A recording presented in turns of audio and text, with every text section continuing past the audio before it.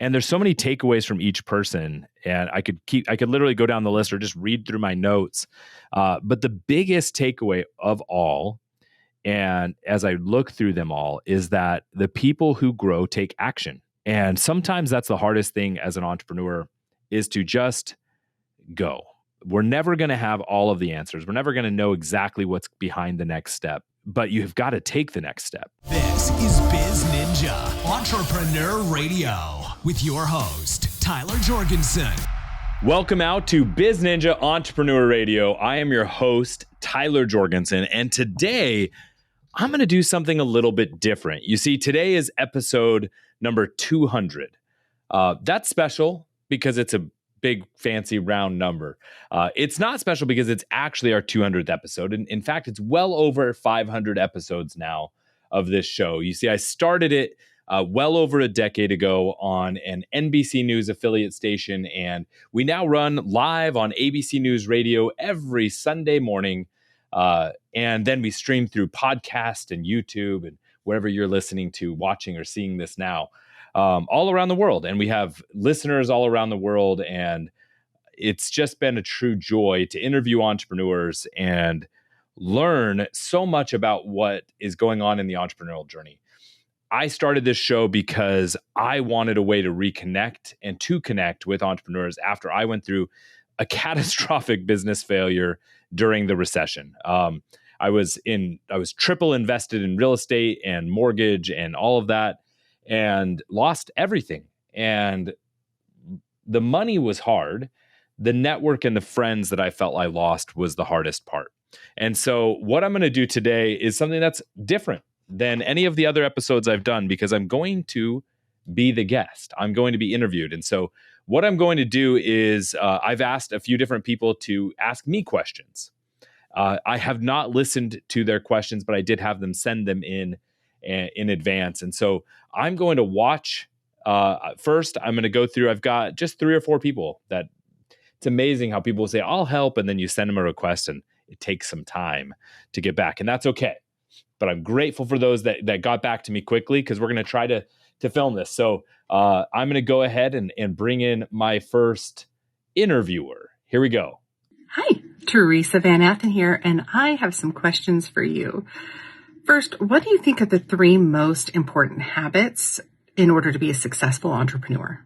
Oof. So Teresa Van Atten is my big sister. And so thank you for that question. The 3 most important habits to be a successful entrepreneur. Habits are a tough thing for me because I sometimes think that we put too much emphasis on habits and less on discipline. And so I'm going to go through that. What 3 things do entrepreneurs need to do to be successful? 1, they need to have a vision. If you don't have a clear vision of where you're trying to go, you'll never know where you are, what your goals are, right? There's no clear goal. There's no clear objective. You can't break that down into KPIs or into a successful business. And I know a lot of people that spend massive amounts of their life circling success because they haven't defined what it is they actually want. So having a vision and defining what you want is probably the biggest and most important. The next thing that comes to mind in terms of being a successful entrepreneur is humility and putting your ego aside. There's a lot of big names and big ego in entrepreneurship, and sometimes they become successful. But the people that I have seen being able to become successful really, really quickly are those who are willing to learn from those around them, both ahead of them and behind them potentially in their success growth. So vision, humility, putting the ego aside.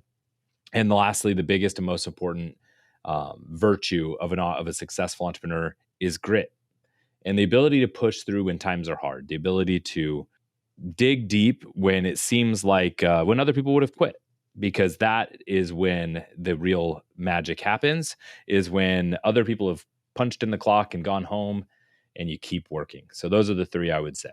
How do you balance both fostering creativity and then the logistical requirements that entrepreneurship requires? Ooh, good one. So balancing creativity and the spirit of innovation and creation with the day-to-day stuff you actually have to do, the administrative and all of that. There is no such thing. It doesn't work. There's no such thing as a balance. Bottom line, when we talked about grit, sometimes there's just stuff you have to do that isn't part of what really fills you with joy and makes you thrive as a visionary and entrepreneur. But if the sooner that you can get your business to a point where you can hire people to handle those things, then the faster you're going to be able to be set free. You're going to have to do things that you don't enjoy. You're going to have to do things that aren't the best or aren't wonderful. But the goal is to do them for as little amount of time as possible. And so I don't want to balance that. I want to endure it for as little as possible until I can get to the other side and have somebody else take over those responsibilities for me. If you weren't an entrepreneur, what do you think you would be doing? Great question. I think if I didn't stay a business owner, I would want to be doing something that has a lot of the same entrepreneurial spirit. So working within an organization in sales or business development or product development, leading a team, something that has big goals with lots of creativity and without micromanagement. Thank you, Teresa, for those. We're going to go to another friend of mine who I've known for a long time. I have not pre-listened to this. I'm excited for it. Hey, Tyler, this is Mike from Canada, and we've got an arthritis pain relief cream product that sells really well in stores here, but we haven't been able to crack the code for how to sell it online. We just find that our cost of client acquisition is too high for our profit margin, and I was wondering what you would recommend that we do. Thank you, Mike Caldwell. Awesome guy, by the way. And ironically, I used to own a nutraceutical company in Canada.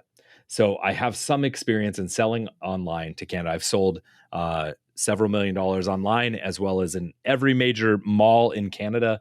I've sold multiple different types of products like this. If you can't compete on Google and Facebook and get a good customer acquisition, then the next thing that makes the most sense is through working through ambassadors and affiliates, micro influencers who are, and really ones who already have your target audience.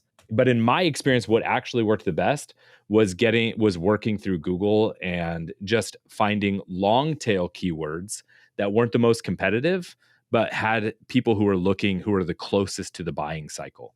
So I would keep testing different keywords that maybe weren't obvious and getting people closer to actually purchasing.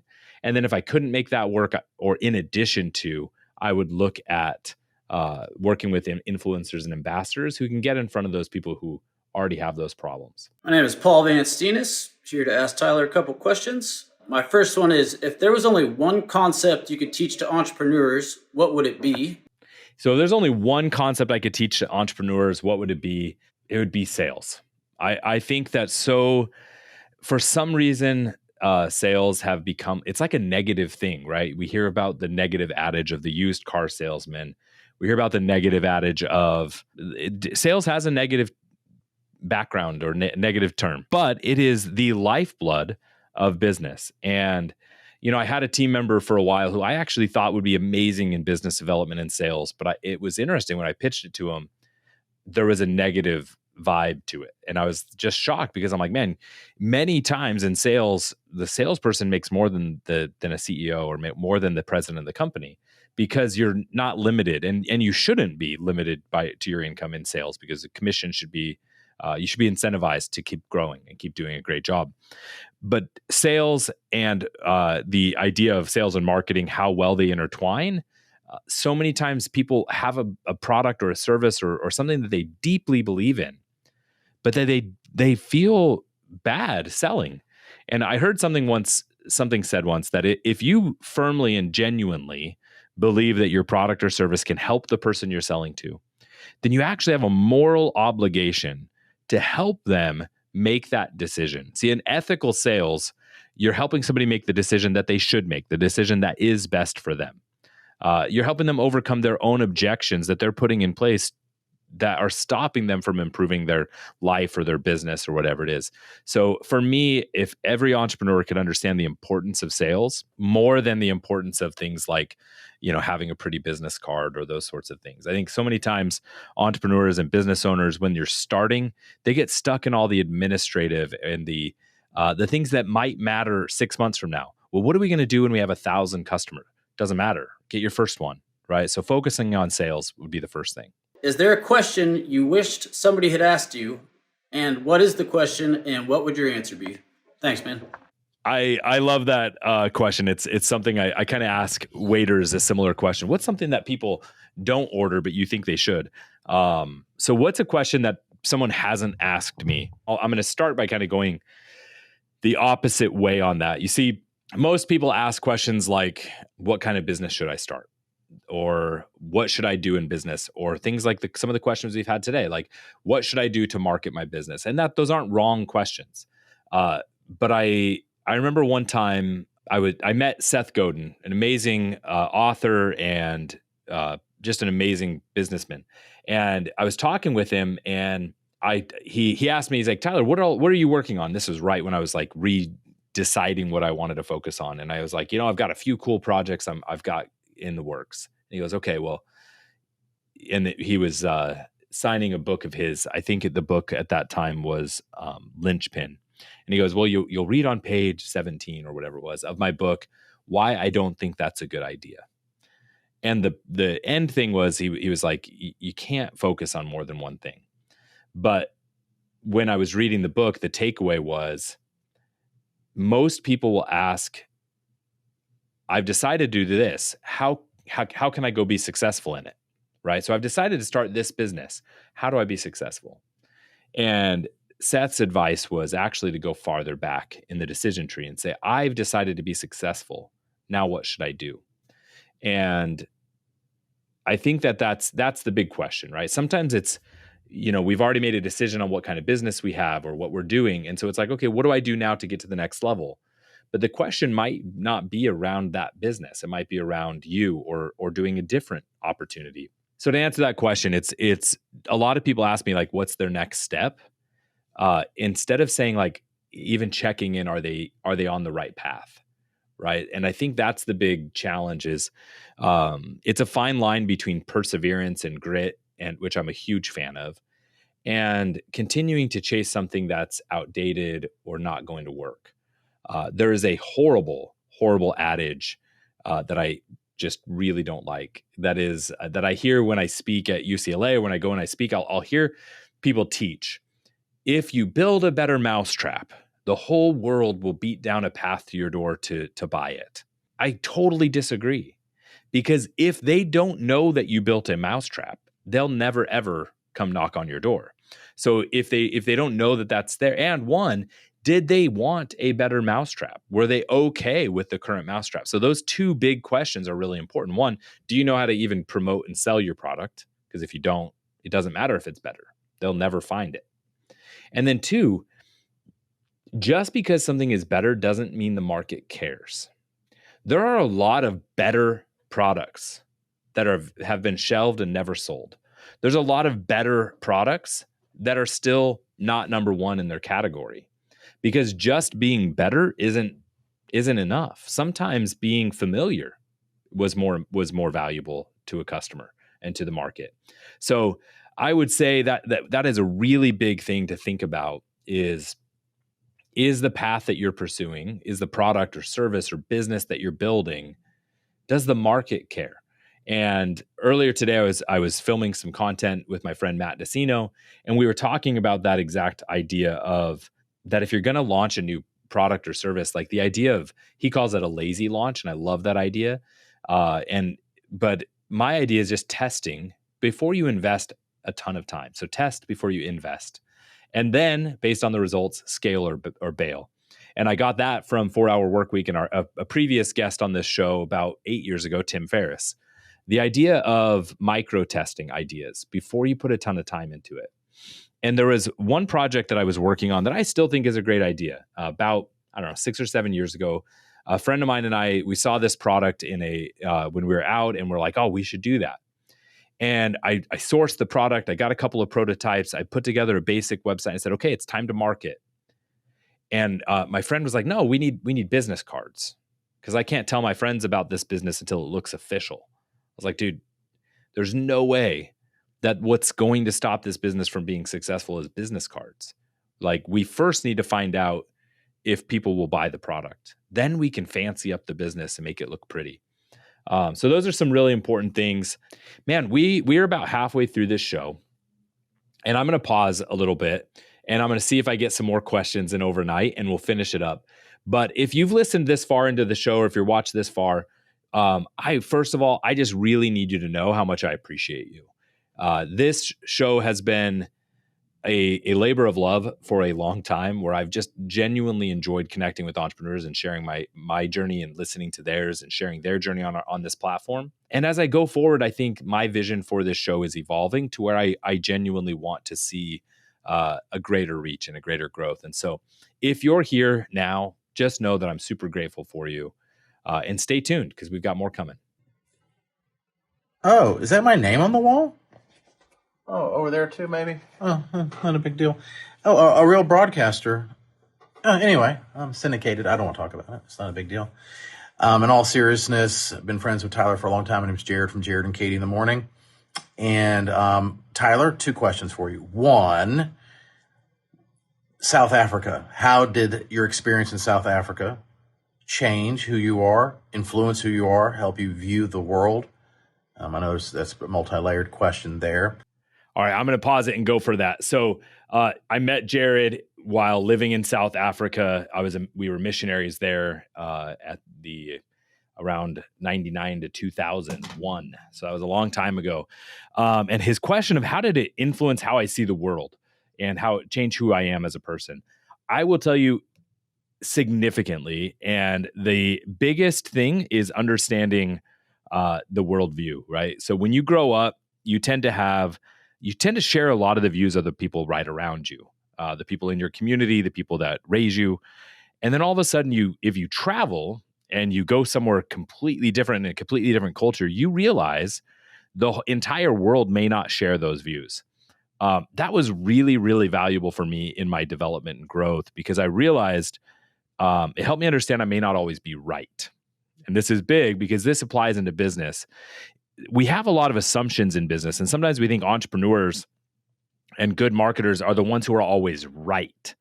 I disagree completely. I think they're the ones who can test and find out what the market thinks is right the fastest. So that means you have to have a hypothesis and a theory, but then you have to test the market and see what is real.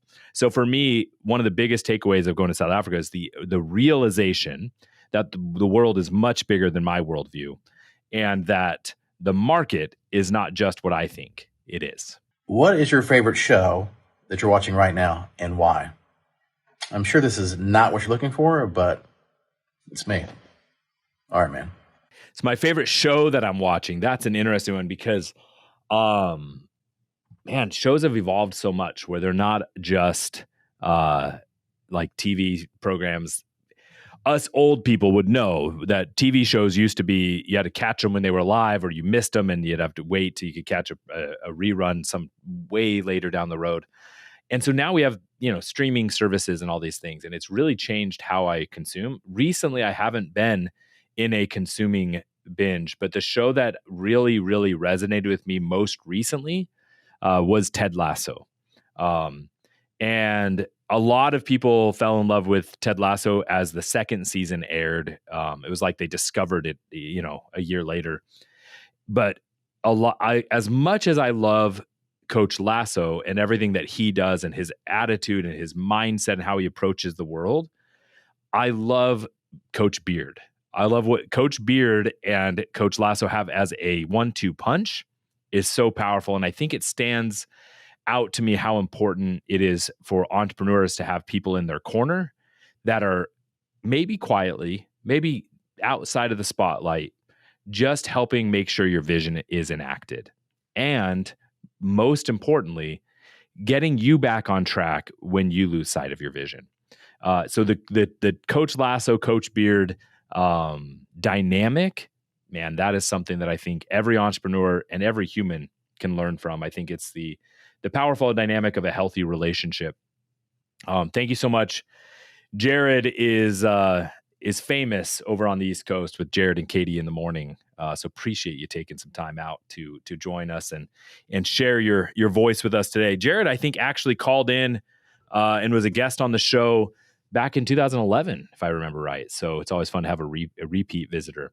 This morning, I was going through some old notes as I was preparing a social media post and looking at some of the different people that have been on the show and over the years. And the show started early 2011, and it was, I say this, it was kind of an accident. I called the show looking to buy some long form advertising or some remnant advertising to advertise a product that I was selling at the time for one of my businesses. And this talked to the CEO, and the CEO was like, "Man, you need to have a show." And anyways, like I stopped by the station, all of a sudden I was on air. And a week later, all of a sudden I had my own show, and it started as a 1 hour live show. That was a lot of stress, like making sure people called in. I didn't have like a whole production team and assistants and all this stuff. So I had to hope people would remember to call in at the right time. And it's how I developed the 28-minute segment, though, which is what we do now, a half hour, which on radio gets condensed to 28 minutes for commercials. And because what we would do is I would start the show with an introduction, we'd go to commercial, and then I'd come back and I'd interview someone, we'd go to commercial, I'd come back and interview someone, and then we'd go to commercial and then do a sign off. And it's real similar to basically now we just do one of those middle sections for the entire show. So luckily you don't have to deal with commercials anymore. But I was looking back through, I have handwritten notes of almost every single interview that I've done. And in early days of the show, there was 2 to 3 interviews per show, well over 500 shows. So we're probably like 700-800 guests that have been on the show. And I have notes from them. And it's really neat to see notes that I took 10 years ago and realize that there's takeaways and things that I still apply into my business today and apply, because that was the entire reason I created the show, was so that I would be able to learn from these people and also be able to share with other people what I learned. And so, it's neat. I tagged a handful of the people that were in the show. Alex Hermosi, who is a friend of mine and was a friend of mine before he became famous on the Instagrams and TikToks for how much he crushed his last couple of businesses and what they're doing now with acquisition. And Alex, I always learn a lot from, because he's really good at distilling information. Would highly encourage you to go listen to that episode, because it's kind of like a throwback to seeing the heyday of Gym Launch and right before they sold and did some really cool things. Had my friend Bedros Koulian on the show, and Bedros has a really cool business and a couple of masterminds and some other things. But we did the show live at his office and recorded there, and it was really cool to be able to like see his vision and how it's come to be. And there's so many takeaways from each person, and I could literally go down the list or just read through my notes. But the biggest takeaway of all, and as I look through them all, is that the people who grow take action. And sometimes that's the hardest thing as an entrepreneur, is to just go. We're never going to have all of the answers. We're never going to know exactly what's behind the next step. But you've got to take the next step. And then you can always call an audible. You can always make an adjustment. But if you're stuck in making sure that the action is perfect before you take the next step, you're going to stay stuck a really, really long time. And so the consistent theme that I saw in all of these people, and we've had people who have, we had the CMO of MasterCard. I mean, huge companies. We've had people who launched brick and mortar businesses and cake companies and silly bands. Do you guys remember silly bands from the 2011? They were super popular. We've had software companies and service-based companies, and we've all of these different industries that we featured throughout the years. And the biggest, most consistent thing is just taking imperfect action and moving forward. And at the end of the show, our sign off is, I always say, now it's your turn to go out and do something. Because life is about taking action. Life is about doing things. And don't just let life happen to you. Don't just be a witness to life, right? Be a participant. And that is probably my biggest hope is that anybody who listens to this show, all my biz ninjas, wherever you are listening, that you actually take action and do something. If you've been brainstorming an idea for a decade of something you want to do it. It might not work. That is better than just sitting on an idea forever. Because what's weird about entrepreneurs is they get stuck in this idea that, okay, I have an idea, and now they start to protect the idea because it's such a good idea that what if it doesn't work? Now that means that idea that I'm now cherishing isn't good. Yeah, that's okay. Get used to that, because have an idea, test it, and either scale or bail, move on or grow it. And you know what? You might even realize, even if the idea is good, it's not calling to you. So don't sit on an idea for too long. Pursue it or set it free, right? Give it to someone else. What I have found, and I talk to a lot of people who wanting to start their own business or come up with a new product idea. And a lot of times like, well, how do you come up with ideas? Now, for me, I'm never short of ideas. In fact, I almost have too many. And what I've learned is that happens as a result of moving through the idea, having the idea, being willing to test it and let it go and go to the next one. Because then all of a sudden it's like it frees up more. So if you have one idea and you're clinging to it and you're not willing to test it or let it go, then it's blocking you from all the future ideas that may come behind it, might be the big thing that sets you free or that changes your life forever. Was talking with a friend earlier today about, a couple of different businesses. And this is going to get to my second takeaway from reviewing all my notes from previous guests. And, he's got a couple of businesses already, and he's looking at another one or two that he wants to do.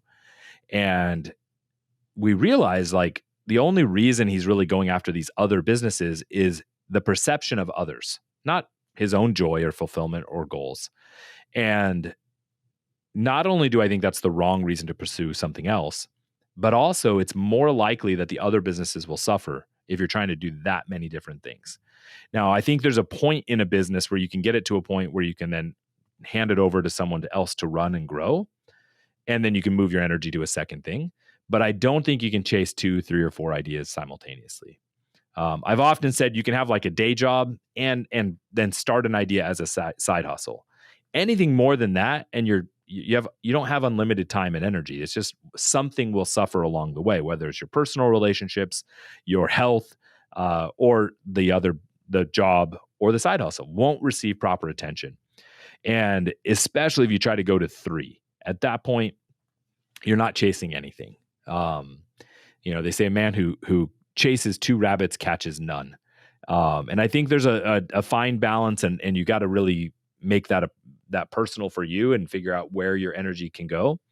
But for me, those were the biggest 2 lessons. Implement quickly, take action, even if it's imperfect, and limit the number of actions you take. That paradox of like how many places you're trying to act. Tim Ferriss, a previous guest on the show, he talks a lot about how it's not how much you do in the day, it's the impact of what you do in the day. So, and the analogy is the big domino.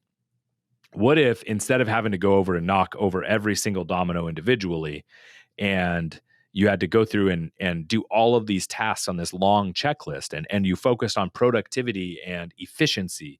What if instead you spent most of the day figuring out what big domino you could push that would knock over all the other dominoes or make them irrelevant? And I think that's my kind of last takeaway of reflecting over the past 700 guests, is that it's not about doing more, but it is about getting more results from your efforts. And that's going to be through systems and people and just taking better actions, better quality actions. I was talking with Matt DeCino. We'll pretend that this is his question.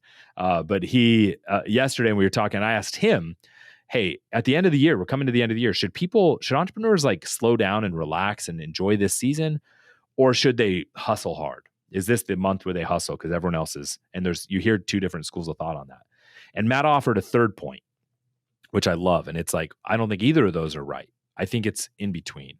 It's how do you get the same amount of effort or result out of less time? So if you were planning on allocating 4 hours to a task, allocate 1, but see if you can get it accomplished in that hour. And all of a sudden, I think through that, I'm like, okay, if everything I was going to do this week, all of a sudden only took 1/4 of the time or even half of the time, I could hustle here at the end of the year and have more time with my family and with myself, right? To be content and think about what I want to do next. So I think sometimes that the answer is not binary, which is a very big thing. When people ask, do you like red or white, right? Sometimes the answer is no, I like blue. And that's okay. So look for the non-binary answers. Most things are not either or in this world. Again, I thank you so much for tuning in here to Biz Ninja Entrepreneur Radio. We already have more episodes coming starting next week that are going to be absolutely amazing. I'm going to keep up-leveling the quality of guests and the quality of production and what we bring to you. So if you have guests that you want on the show, please send them my way. And if you could do one favor for me, it would be to go leave a review on iTunes or wherever you listen to podcasts, or on YouTube, where if you're watching us, and just leave a review and subscribe, smash that like button, or whatever the YouTuber kids say these days. Thank you for being you and for being here and being a part of my world. It means the world to me. And now, my Biz Ninjas, wherever you're watching, listening, or tuning in, it's your turn to go out and do something.